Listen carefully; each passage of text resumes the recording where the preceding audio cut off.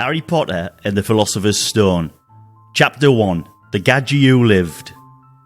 Mr. and Mrs. Dursley of number 4, Privet Drive, were dead proud to say they were proper, normal, tar very much. Nowt daft about them, no funny business likes. They were as ordinary as you could get. Mr. Dursley worked at a farm selling schneidy drills, grunnins it were called, and he were a big, beefy, proper shan Gadgie with nowt but a neck and a big bushy moustache that looked like it could have had its own postcode. Mrs. Dursley were a skinny bint, had twice the usual length of neck, which came in useful when she were nosing around o'er the garden fence, which she did loads likes. They had a young un, Dudley, who were a spoilt rotten Doyle. They thought the sun shone out of his backside like, but he was a proper half.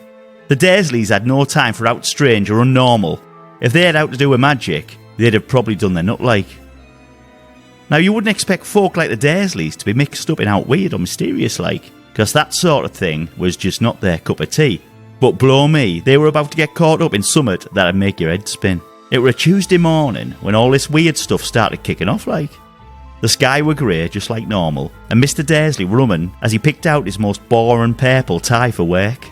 He didn't notice nowt strange at first like, not even the big tawny shite-hawk flying past the window while he were getting dressed. Mrs. Dursley were banging pots about in the kitchen and yelling at Dudley not to shove cereal up his nose again, the little get. Mr. Dursley gave his wife a peck on the cheek, muttered summat daft like, "Gotta shift them snidey drills," and off he went straight into a day he'd never forget. Now as he were reversing the car out the drive, he clocked summat odd, a moggy reading a map. Aye, you's heard, a tabby cat sat on the wall, eyes squinting at the street sign like it were trying to figure out directions. Must be losing me marbles, like a proper Raj Gadgie like, he muttered, shaking his head. But all day long, weird stuff kept popping up. Blokes in long cloaks whispering in corners like they were planning a pantomime or summat. He saw a big fella in a green cloak give him a nod and say, "Happy Harry Day," or summat just as daft that Mr. Dursley nearly dropped his bait. "Harry," he whispered to himself. Couldn't be, nah, no way like, not that Doyle. He was still muttering about it when he got back home, but that weren't nowt compared to what were waiting for him later that night.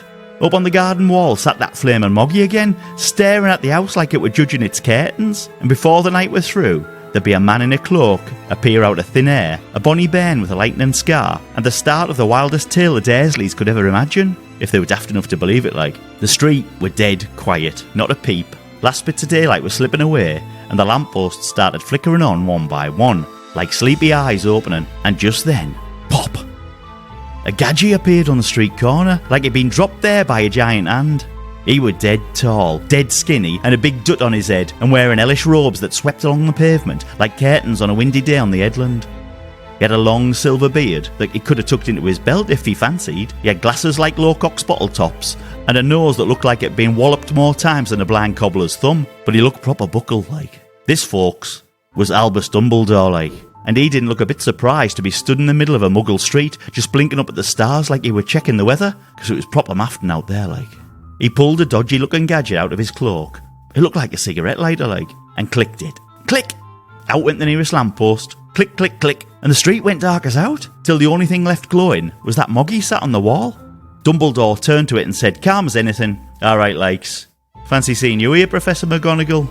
And blow me, that moggy stretched, jumped off the wall, and turned into a woman. Black hair in a tight bun, robes as stiff as an ironing board, and a face like a bulldog chewing a wasp. "You've been watching them all day, haven't you?" Dumbledore asked, chuckling to himself. "Well, aye, I'm pagged likes.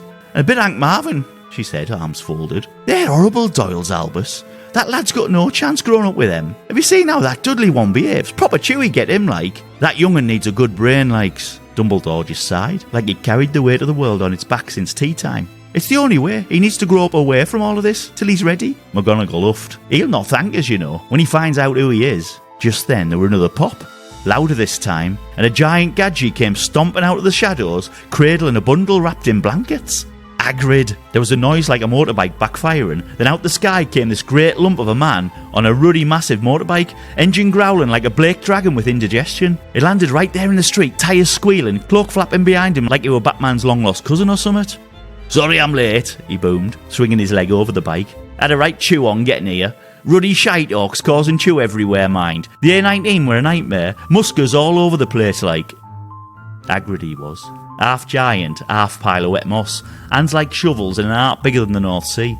and in them big ol' arms he were carrying a tiny little bundle wrapped in a blanket, no bigger than a bag of tatties. Dumbledore stepped forward gentle-like. "Is that him, Hagrid?"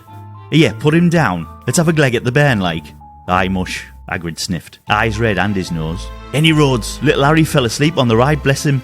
Not even a peep after all he's been through, like." He gave a sniff so loud that it rattled the bin lid, and McGonagall muttered, "Pull yourself together, you daft Doyle. What's the matter, like?" And when Dumbledore pulled back the blanket, there he were, Harry Potter, sleeping like nowt had happened, with a tiny lightning bolt-shaped scar just peeking out of his forehead. "There'll be folk who want to know him, Albus," McGonagall said, very low. "He's a proper mint Gadgie now, that lad. Do you really think it's wise leaving him here? It's a bit raged, like." Dumbledore sighed, looking at number 4 Privet Drive, like it were a grubby shed he didn't want to put out valuable in. "It's the safest place for him, like," he said. "He won't know who he is till he's ready. Till then, he'll just be Harry, like." With that, he bent down and gently laid Harry on the doorstep, tucking a letter next to him, one that explained everything. Well, sort of, like. "Good luck, Mara. Ta-ra, Harry," Hagrid whispered, eyes glistening. The three of them stood there in the dark, staring at the baby, who didn't know he were famous. Dumbledore said, "Are we going to have a blacking then?" "Well, aye," said Hagrid. "I'm a bit minging, but I'm spitting feathers here, like. Let's go and get mortal." And without another word, they disappeared one by one. And inside the blanket, sleeping sound as out, were that bairn who changed the whole bloomin' world, like. Harry Potter, the Gadgie who lived, like.